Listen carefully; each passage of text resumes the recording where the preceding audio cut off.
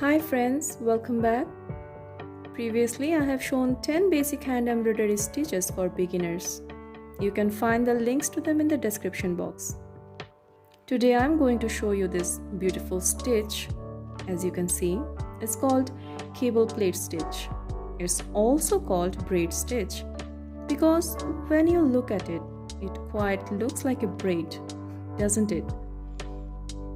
Anyway, before I start, let me mention one thing. If you have not subscribed to my channel yet, please subscribe and hit the bell button so that you don't miss any upcoming tutorials. So, let's start.